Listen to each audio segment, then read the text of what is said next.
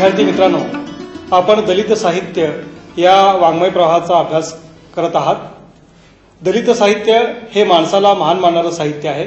माणसाला केंद्रस्थानी ठेवून माणसाचे प्रश्न, माणसाची वेदना आणि माणसाच्या समस्या या साहित्याने प्रथमच वाङ्मयामध्ये व्यक्त केलेल्या आहेत. दलित साहित्याच्या स्वरूपाविषयी, संकल्पनेविषयी चर्चा करण्यासाठी आज आमच्याकडे रामनाथ चव्हाण हे आलेले आहेत. नमस्कार. रामनाथ चव्हाण यांनी नाटक हा वाङ्मय प्रकार जसं समर्थपणे हाताळलेला आहे, तसंच लेख, कथा आणि कादंबरी हा वाङ्मय प्रकारही त्यांनी हाताळलेला आहे.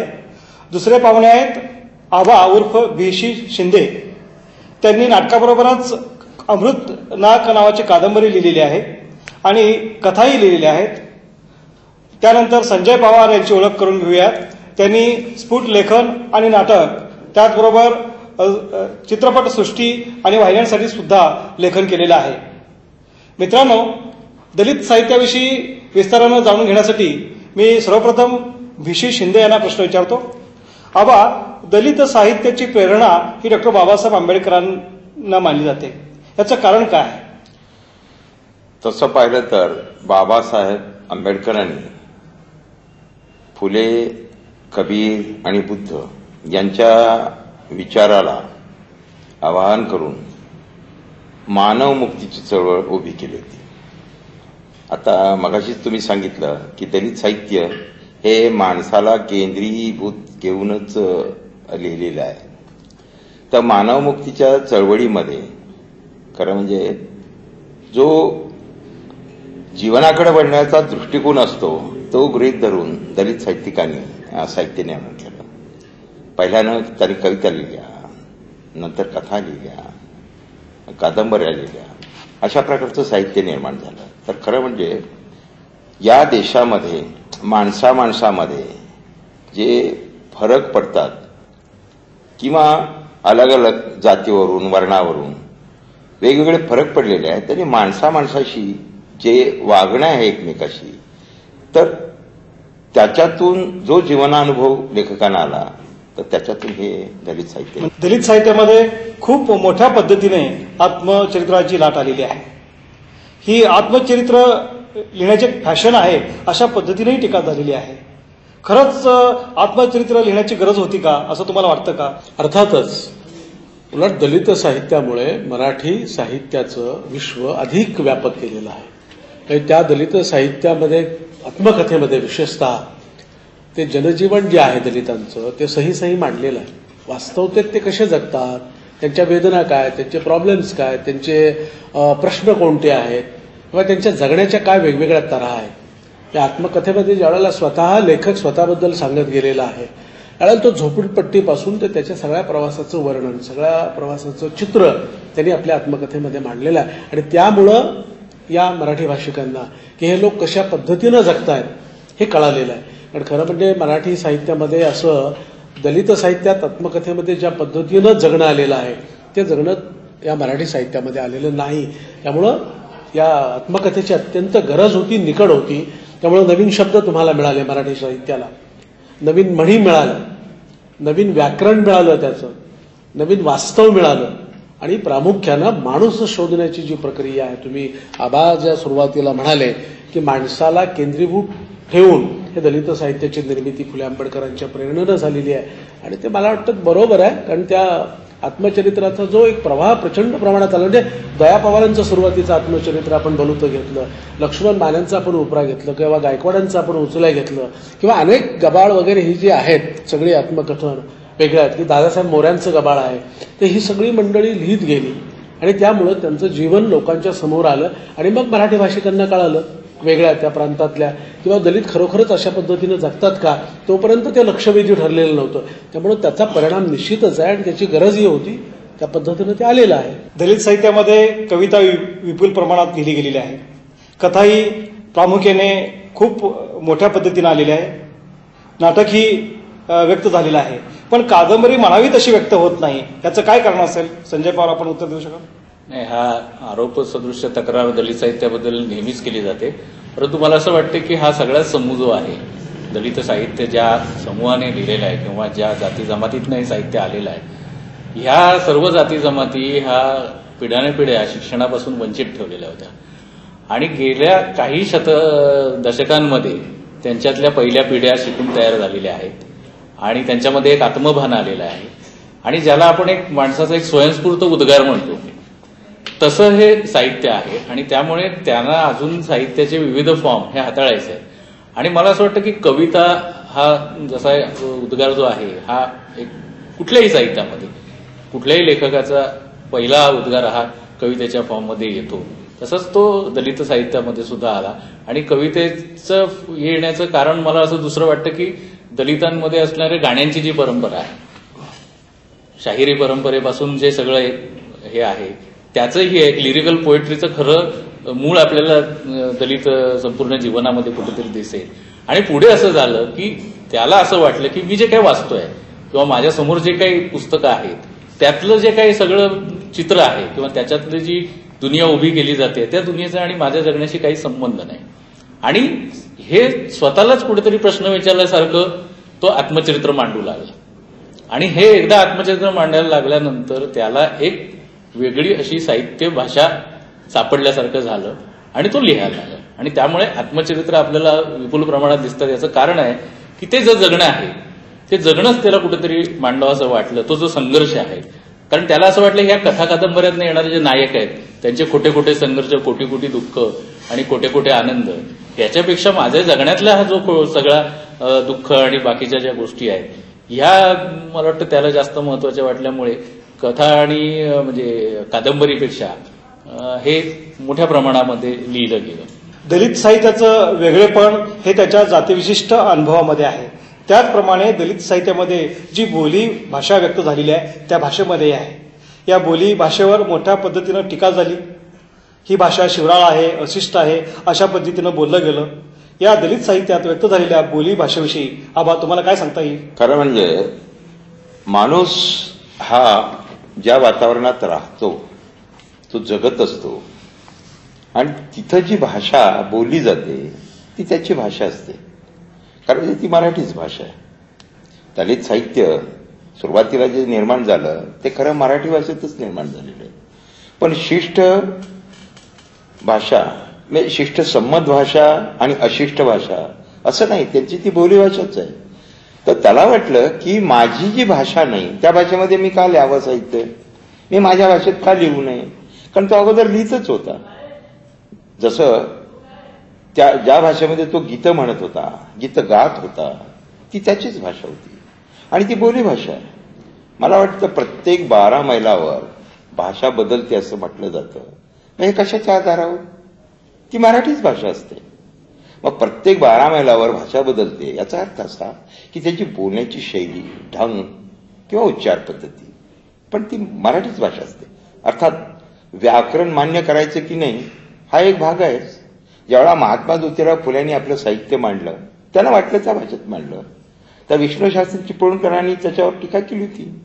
चिपळूणकर काय म्हणाले की म्हणे यांनी जे व्याकरण लिहिले त्या व्याकरणाचं पुस्तक अगोदर वाचा, व्याकरणाचा अभ्यास करा आणि मग आमच्यावर टीका करा.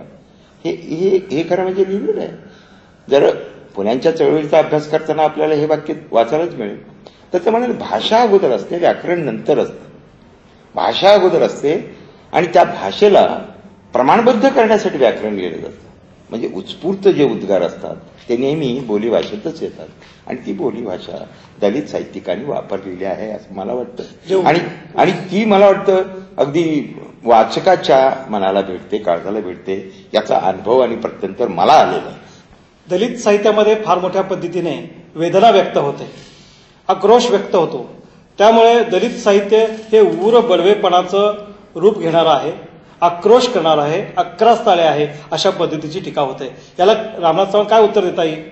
मुळातच आक्रोश म्हणजे काय, ते 11 स्थळेपण जे आहे ते कानाला सवयच नव्हती ना. म्हणजे त्यांना म्हणून ते शब्द जे येत आहेत ते मनापासूनचे शब्द येतात, ते ओरिजिनॅलिटी ज्याला आपण म्हणतो वास्तवातले असे ते येत आहेत.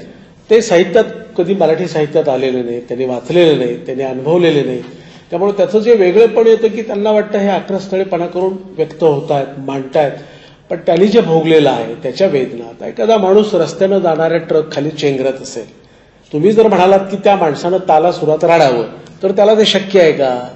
तो जसा जगलेला आहे, त्याची जी वेदना आहे, त्या वेदनेचा जो स्वर आहे तोच तो व्यक्त होणार आहे. त्यामुळे दलित साहित्यातलं जे व्यक्त होणं आहे ते अक्रस्थाळेपणा नाही, ते ओरिजिनल आहे आणि त्याच्यात त्या भाषेमधलं आहे ते जास्त महत्वाचं आहे. कारण ते कृत्रिम नाही, ते ओरिजिनल आहे. बरोबर. त्याच्यामध्ये वास्तवाचं भान आहे आणि कुठली अटॅचमेंट आहे मातीशी, ज्याला जवळीक म्हणतो, की जसं मातीवर पडलेलं शेण हे फक्त उचललं तर शेण हातात येणार नाही, माती घेऊन येतं.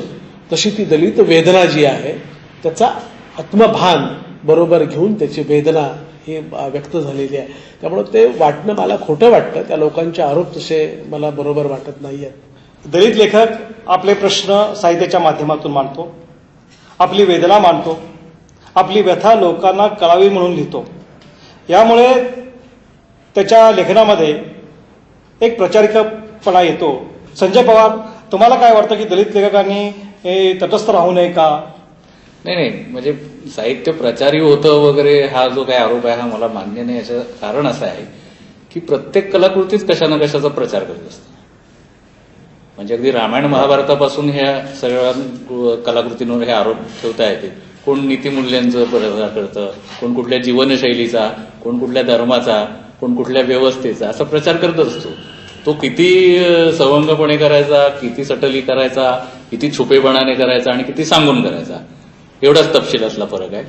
दलित साहित्यामध्ये जो काही प्रचारकी भाग वाटतो तो मला असं वाटतं की ही जी काही वेदना होते, म्हणजे आपण असं म्हणू की बऱ्याचदा ग्रामीण साहित्य, दलित साहित्य अशी एक चर्चा होते आणि मग यांचं वेगळेपण किंवा काय. तर ग्रामीण साहित्यामध्ये जे ग्रामीण जीवन येतं त्यामध्ये जातीव्यवस्थेतनं आलेली जी विषमता आहे त्याचं चित्रण होत नाही. म्हणजे त्यातला मग कासार असेल, महार असेल किंवा कुणबी असेल, हा असं एक एखाद्या नाटकातलं किंवा कथेतलं पात्र यावं, त्याला कुठल्याही दुसऱ्या दुःख वेदना नाहीत, अत्यंत तो सुखात आहे त्या गावगाड्यामध्ये, अशा पद्धतीचं देतं. म्हणजे त्यात काय होतं की त्यांच्या स्वभाव वैशिष्ट्यांचं किंवा एखाद दुसऱ्या कुठल्या तरी प्रसंगाचं चित्रण होतं, परंतु त्यांना त्या व्यवस्थेमध्ये एका आदेशान्वये ठेवण्यात आलेलं आहे ही वस्तुस्थिती सांगितली जात नाही. आणि ही वस्तुस्थिती जेव्हा सांगायला लागते तेव्हा हा आक्रोश येतो, हा विद्रोह येतो आणि हे आक्रोश आणि विद्रोह लोकांना प्रचारकी वाटतं. म्हणजे एकूण आपण त्या गोष्टीकडे काय पद्धतीने बघतो, म्हणजे जसं एक म्हणतो ना की बाबा हा काय सारखाच रडगाणं गातो, असं एक म्हणून दुर्लक्ष करता येत. पण तो रडगाणं गातो म्हणजे त्यातलं काहीतरी दुःख असणार म्हणून तो गात असणार ना. ते म्हणजे दलित साहित्य बाबा काय हे बाबा सारखे उरबडवेपणा करतात. परंतु वेदना जेव्हा भोगायला लागते, जेव्हा तुम्हाला म्हणजे मला असं वाटतं की महात्मा गांधींना आफ्रिकेमध्ये ट्रेनमधनं ढकलून दिलं हे आम्हाला भिडतं आणि त्यातनं एक स्वातंत्र्याची चळवळ झाली. परंतु याच देशामध्ये अनेक लोकांना अस्पृश्य म्हणून म्हटलेलं होतं आणि त्यांना ढकलून दिलं होतं, तर ते म्हटलं तर मात्र ते भिडत नाही. हा जो संपूर्ण मानसिकतेचा भाग आहे, याच्यामुळे हे साहित्य कुठेतरी प्रचारकी वाटतं किंवा असं वाटतं की हे सारखा उरुबडवेपणा आहे किंवा तेच ऐकायला लागतं. पण मला असं म्हणायचं आहे की वेगळ्या अर्थाने मराठी साहित्यामध्ये सुद्धा ह्या पद्धतीचा उरुबडवेपणा पुष्कळ आहे. मग तो एका गावात गरीब ब्राह्मण राहत होता किंवा आणखीन काही पद्धतीची ज्या रचना असतात किंवा मग एक सात्विकपणाचं जे काही उरुबडवेपणा असतो किंवा एक मांगल्याचा जो काही उरुबडवेपणा असतो, असा खूप आपल्या मराठी साहित्यामध्ये सुद्धा उरुबडवेपणा पुष्कळ आहे. आबा, दलित लेखक एक निश्चित भूमिका घेऊन लेखन करतो असं म्हटलं जातं. मला हे मांडायचं आहे, मला हे मोडायचं आहे, याचा विध्वंस करायचा आहे, समता, स्वातंत्र्य, बंधुता प्रस्थापित करायची आहे. एका निश्चित भूमिकेतून, सहेतुक जाणीवेतून तो लेखन करतो आहे. एक भूमिका घेऊन जेव्हा लेखक लिहितो तेव्हा त्याच्या लेखनामध्ये कलात्मकतेला बाधा येतो का, असं तुम्हाला वाटतं का? तसं पाहिलं तर ना, समस्त मराठी वाङ्मय म्हणजे कथा असेल, कादंबरी असेल, कविता असेल, तर याच्यासाठी ना काही संकेत असतात आणि ते संकेत जर समजा पाळले गेले नाहीत तर जे संकेत पाळणारे लोक आहेत ना, ते दलित साहित्याकडे बघताना किंवा ग्रामीण साहित्याकडे बघताना त्याला ते साहित्य भडक वाटेल, प्रचारकी वाटेल, हे संकेत असतात. उदाहरणच सांगायचं झालं तर म्हणजे संजय पवारांनी आता जे सांगितलं ना त्या मुद्द्याचं एक उदाहरण म्हणून मला द्यावंसं वाटलं आणि मग नंतर मी तुमच्या प्रश्नाचं उत्तर देणार आहे.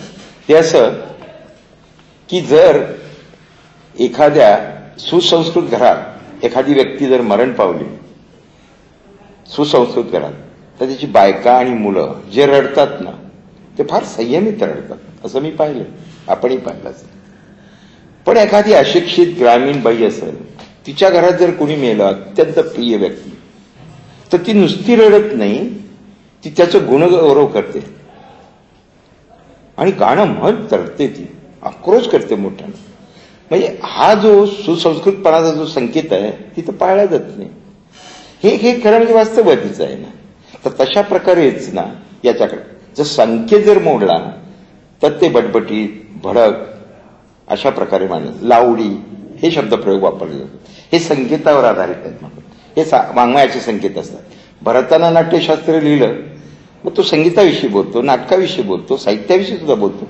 ते संकेत निर्माण केलेले हे संकेत आम्ही मोडलेले आहेत, आम्हाला संकेत माहीतच नाहीत. ते हे दलित साहित्यिकांनी म्हणतात.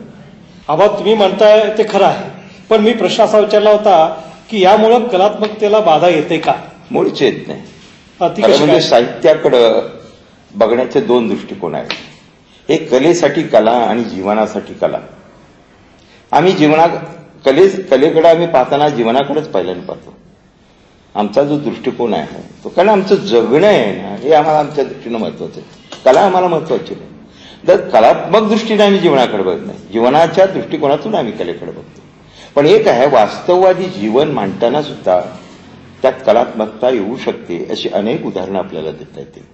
आणि कलात्मकतेला आम्ही महत्व न दिल्यामुळं यात कलात्मकता पाहिली जाते. पण एवढं मात्र खरं की जे प्रस्थापित अभिजनांनी ठरवलेले जे संकेत आहेत साहित्याकडे बघण्याचे किंवा कलेकडे, ते आम्ही वाचलेले नाही, आम्ही मानत नाही त्यांना. आम्ही आमचे स्वतःचेच निकष या बाबतीत लावणार आहोत. मग प्रस्थापित सौंदर्यशास्त्र सुद्धा तुम्हाला मान्य नाही असं म्हणायचं आहे का? नाहीये. ते जर लावायचं झालं ना तर आमच्याकडे आमचा जो जीवनाकडे बघण्याचा दृष्टिकोन आहे ना हा संपूर्ण बदलून जाईल. कसा काय? आणि तो कृत्रिम होईल. उघड आहे की माणसाने सुसंस्कृत असावं. अरे आमचं राहणीमानच काय आहे, आम्ही कुठं राहतोय, तर त्या संदर्भातच आम्ही कलेकडे बघणार. तसं पाहिलं तर कलात्मक गोष्टी बऱ्याचशा आम्ही मांडलेल्या आहेत. लोककलेमध्ये आम्ही कलात्मकता पाळलेलीच आहे. मला असं वाटतं की सौंदर्यशास्त्र आणि हा जो काही सगळा कलात्मकतेचा वाद आहे त्याच्यामध्ये एक असं बघितलं पाहिजे की म्हणजे अगदी लक्ष्मण मानेच्या भाषेत म्हणायचं कला कुठल्या गाडवेचं नाव आहे असंही म्हणता येईल. परंतु आपल्याला काय होतं, मला असं एक नेहमी वाटतं की दलित साहित्य हे गेल्या दशकातलं किंवा 2 दशकातलं 3 दशकातलं आहे आणि मराठी साहित्याची 700 वर्षाची परंपरा आहे. परंतु मराठी साहित्याची जितकी समीक्षा होत नाही तितकी दलित साहित्याची होते. म्हणजे जे साहित्य अजून त्या अर्थाने उभं राहायचं आहे तर त्यालाच आता एक 50 प्रश्न विचारण्यात काय मुद्दा नाही. परंतु ठीक आहे, प्रश्न विचारल्याबरोबर हरकत नाही. पण मग असं होतं की कलात्मकता तर आपल्याला अगदी मराठी साहित्यामध्ये सुद्धा असं दिसेल की पु ल देशपांडेंचं नाटक आणि तेंडुलकरांचं नाटक याची समीक्षा वेगळी केली जाते. आणि मग पुलंचं नाटक हे त्या तेंडुलकरांच्या नाटकापेक्षा सवंग म्हटलं जातं किंवा खूप प्रेक्षक शरण म्हटलं जातं किंवा नॉस्टॅल्जिक म्हटलं जातं. आणि तेंडुलकरांचं नाटक हे अत्यंत वास्तववादी म्हटलं जातं. परंतु मग असं मला म्हणायचं आहे की हा जो मराठी प्रेक्षक पुलंच्या नाटकाला अगदी कजरतून दाद देतो आणि तेंडुलकरांच्या नाटकाला काहीतरी आपण आयुष्यातलं गंभीर शिकतोय असं म्हणून चेहरे करून जो बसतो, तर त्याच्यावर हे लागतात का, काही कंडिशनिंग करतात का? तर मग त्या सर्व पार्श्वभूमीवर दलित साहित्याच्या मधलं जे सौंदर्यशास्त्राबद्दल आम्ही जे म्हणतो आहे ते सौंदर्यशास्त्र म्हणजे काहीतरी वेगळ्या फुटपट्ट्या मोजपट्ट्या असं नाही, तर रूढार्थानंच एकूण साहित्याविषयीची तुमची जी समज आहे, आकलन आहे किंवा त्याच्याकडे बघणं जे आहे, म्हणजे मगाशी आबा जे म्हणाले की रडणं जे आहे की तुमच्या संपूर्ण जसं आपण म्हणतो ना की गावामध्ये असताना एक कुटुंब ज्या पद्धतीने राहतं आणि हा बदल फक्त दलित किंवा दलित जाती जमातीतच असं नाहीये. खेडेगावात राहणारं ब्राह्मण कुटुंब आणि शहरातलं ब्राह्मण कुटुंब यांच्यामध्ये सुद्धा खूप फरक पडतो. हे संकेतांचे जे फरक आहे ते सुद्धा खूप फरक पडतात. मग कोकणातनं आलेला जो नातेवाईक असतो तो पुण्यातल्या माणसाला थोडासा त्रासदायकच होतो, कारण त्याचं एक आगळपगळ वागणं असतं, मोकळं राहणं असतं. तर फक्त हा जो दलित साहित्यावर जो आरोप होतो किंवा हे कलात्मकता नाही वगैरे, तर कलात्मकता शेवटी कशामध्ये शोधायची आपण? शेवटी भिडणं नावाची एक गोष्टच आहे. साहित्य हे भिडलं म्हणजे ते उच्च दर्जाचं किंवा अक्षर साहित्य असं जर होत असेल तर जे दलित साहित्य वाचल्यानंतर, पाहिल्यानंतर किंवा ऐकल्यानंतर जर ते भिडत असेल, काळोखाच्या गर्भात सारखं नाटक असेल, टक्क्यासारखं नाटक, बामणवाड्यासारखं नाटक असेल, ही विचारप्रवर्तक नाटकं जे भिडत असतील तर ती कलात्मक नाहीत का? म्हणजे कला हे आणखीन एक वेगळं परिमाण असतं काय सगळ्या जीवनाच्या बाहेर जाऊन.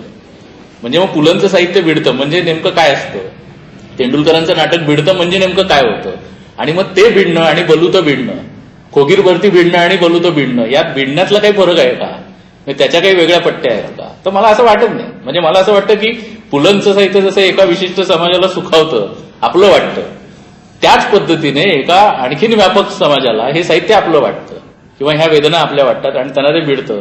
तर मग मला असं वाटतं की त्या पद्धतीने पाहायला गेलं तर ती कलात्मकच आहे. सौंदर्यशास्त्राची जी मागणी आहे ती वेगळ्या अर्थाने अशी आहे की आबा ज्या पद्धतीने म्हणतात की जे संकेत आहेत, की जे संकेत तुम्ही एक मराठी साहित्य जे परंपरेने चालत आलेले आहे त्याला ज्या पद्धतीने लावतात त्या पद्धतीने आता लावू नका, कारण साहित्य त्या प्रेरणेने आता लिहिलं जात नाही. ह्या लिहिण्याच्या प्रेरणा वेगळ्या आहेत. म्हणजे मगाशी आपल्या चर्चेत असाही एक मुद्दा आला की ते प्रचारके आणि हे, तर मुळामध्ये दलित साहित्यिक हा पहिल्यांदा कार्यकर्ता असतो आणि मग लेखक असतो. समाज परिवर्तन हे त्याच्या डोळ्यामध्ये किंवा त्याच्या एकूण मनामध्ये आधी असतं आणि मग त्यासाठी लेखन आविष्कार असतो आणि मग त्याचं माध्यम काही असेल, कादंबरी असेल, नाटक असेल, चित्रपट असेल, आणि त्याच्यामुळे ह्या प्रेरणाच वेगळ्या असल्यामुळे त्याला रूढ साहित्याच्या मनोरंजनवादी रंजनवादी प्रेरणा, म्हणजे नुसत्या रंजनवादी प्रेरणा लावून चालू नाही. ते रंजन तर करतच ना, बलुतमधल्या काही गोष्टी ह्या माझं रंजन करतात, पण विद्रोह मला चेतवतो, त्यातनं मला काही सांगवतं, असं बहुउद्देशीय त्याचं हे असल्यामुळे त्याला एक ठराविक मोजपट्ट्या लावू नये असं ते वाटतं आणि म्हणून ते वेगळ्या सौंदर्यशास्त्राची मागणी. आज 21व्या शतकाची फार जोरात चर्चा होते आहे. जागतिकीकरण, लिबरलायझेशन अशा पद्धतीनं बोललं जात आहे. या बदलत्या वातावरणामध्ये दलित साहित्याची गरज आहे का, असं रामनाथ चव्हाण तुम्हाला वाटतं का? काय लोकांना वाटतं, आपण 21व्या शतकाकडे निघालो आणि आपले आता प्रश्न बदललेले आहेत, आपल्या वेदना बदललेल्या आहेत. पण आपण जर पाहिलं डोळसपणे समाजाकडे तर आपल्या लक्षात असं येईल की आपल्या भारतीय माणसाच्या एका हातामध्ये कम्प्युटर आहे आणि दुसऱ्या हातामध्ये देव्हारा आहे. म्हणजे आपण 21व्या शतकाकडे चाललो आहोत की मध्ययुगात अजून जगतो आहोत असा प्रश्न पडावा इतकं हे वास्तव तीव्र आहे. त्यामुळे 21व्या शतकाकडे जाणाऱ्यांचा लोंढा किंवा जाणाऱ्यांची संख्या नेमकी किती, कोण जाणार आहेत 21व्या शतकाकडे? आज मला असं वाटत नाही ते 21व्या शतकापर्यंत पोहोचले सुद्धा नाहीत. अशी काही मंडळी या देशामध्ये आहेत आणि त्यांची संख्या खूप मोठी आहे की अज्ञान आणि विज्ञान या दोन्हीलाही बरोबर घेऊन जाणारी माणसं आहेत. त्यामुळे जोपर्यंत हा मोठा जो परीघ आहे अज्ञानाचा तो छोटा होऊ शकत नाही तोपर्यंत दलित साहित्य कायम राहणार आहे. म्हणजे जोपर्यंत विषमता आहे, जाती व्यवस्था आहे, तोपर्यंत दलित साहित्य अमर आहे असंच आपल्याला म्हणायचं आहे. 21व्या शतकाचा त्याच्यावर काही काडीचा परिणाम होणार नाही आणि माणूस अजून शोधण्याची प्रक्रिया सुरू आहे, तो सापडलेला नाही. अशा पद्धतीने हे दलित साहित्य निर्माण होणार आहे. 21व्या शतकाचा दलित साहित्यावर काही परिणाम होईल असं मला अजिबात वाटत नाही. जोपर्यंत विषमता आहे, परिवर्तनाची गरज आहे, तोपर्यंत दलित साहित्य लिहिलं जाणार आहे आणि दलित साहित्याची गरज आहे असं आजच्या चर्चेमध्ये आपण निष्पन्न काढूया. आज आपण संजय पवार, भिशी शिंदे आणि रामनाथ चव्हाण इथे आलात. विद्यार्थ्यांसाठी तुम्ही विस्ताराने चर्चा केलीत त्याबद्दल मी आमच्या मुक्त विद्यापीठाच्या वतीने आपल्या तिघांचे आभार मानतो आणि ही चर्चा इथेच थांबवतो.